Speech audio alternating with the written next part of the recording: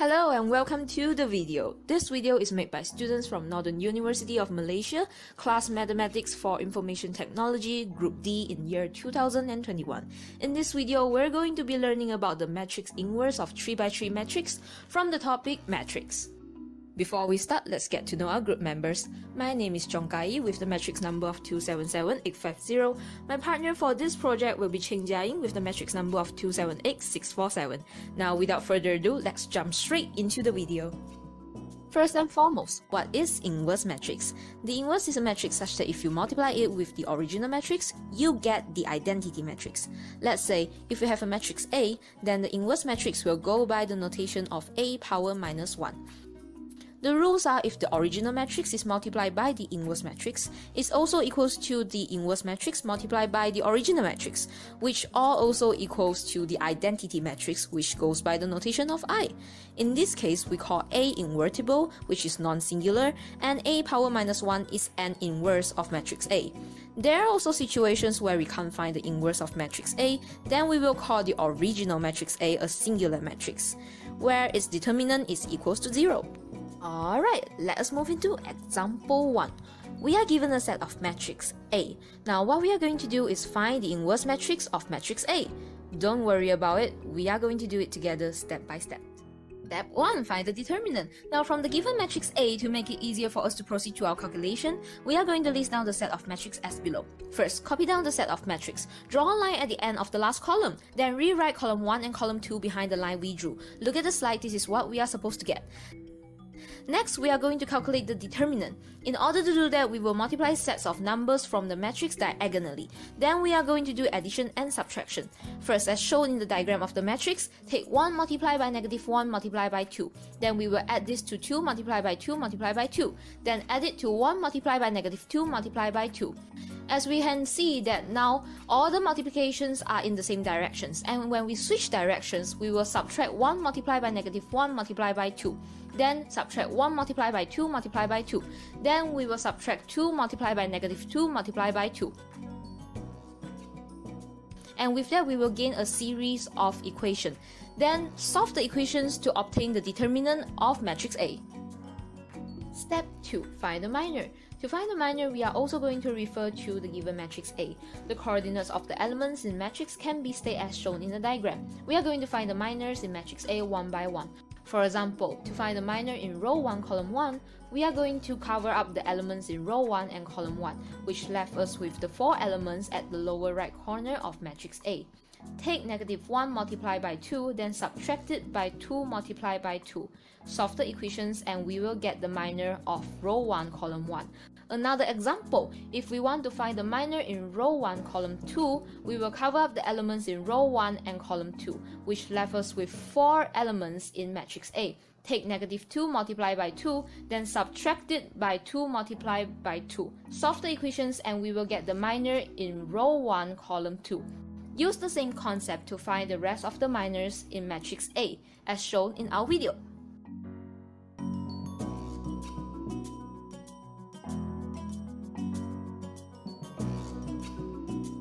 Moving on, step 3, find the cofactor. Now from the minor of matrix A that we found previously, the cofactor will need to multiply a negative sign to the elements at specific coordinates, which are row 1 column 2, row 2 column 1, row 2 column 3, and row 3 column 2. By multiplying a negative sign at the elements of these coordinates, we will get the cofactor of matrix. Now that we have found the cofactor of matrix A, we can move forward to step 4, which is to find the adjoint of matrix A. The concept of the adjoint is actually the transpose of cofactor of the matrix. So what we are going to do here is we are going to take row 1 from the cofactor of the matrix and transpose it to column 1. Row 2 becomes column 2 and row 3 becomes column 3. And with that, we get ourselves the adjoint for matrix A. Finally, the last step of our calculation. Step 5. Replace the result of the determinant and the adjoint of matrix A we found previously into the formula of inverse of matrix A equals to 1 over determinant multiplied by the adjoint of matrix A. This will help us to create a new equation, and by solving the equation, we can get a new set of matrix. The new set of matrix will be our final answer. And this is how we find the inverse matrix of a 3x3 matrix. Now to make things clearer, why don't we try a few more examples we have right here. Hi guys, I am Cheng YING. Let's look at this example. We need to find the inverse matrix for this matrix M. Firstly, we need to find the determinant. Using the same method as the previous example, we can find the determinant of matrix M is 2. Next, we need to find the minor of matrix M. At row 1 column 1, the minor is 0 minus 2 equals to negative 2. At row 1 column 2, the minor is 0. At row 1 column 3, the minor is 2. And this method is applied for all other numbers on row 2 and row 3 to get the minor. After we get the minor of matrix M, we convert the minor into cofactor. Then we can get the adjoint from the transpose of cofactor M. Finally, we can find the inverse matrix M by substituting the determinant and the adjoint of matrix M into the formula. We look at example 3. Now here's where the question gets a little bit of tricky.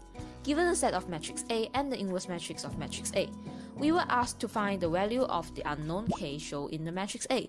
Now this is actually no difference in steps of solving, but we have to carry the unknown K to the very last step in order to find its value. First, find the determinant of matrix A as usual. The only difference is the answer of the determinant carries the unknown K instead of getting a real number as an answer. Next, find the minor of matrix A using the same methods we learned previously while having the unknown K in the set of matrix.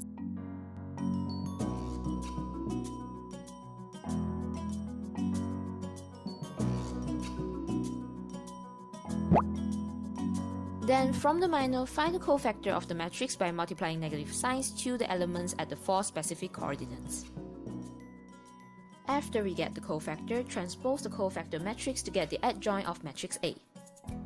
Now that we have found the results we need, the last step is to substitute the elements we got into the formula.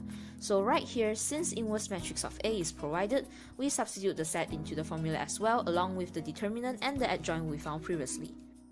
Then simplify the equation by multiplying the 1 over determinant into the adjoint of matrix A, and we will get an equation of the given inverse of set of matrix A is equals to the set of inverse matrix A with the unknown K in it.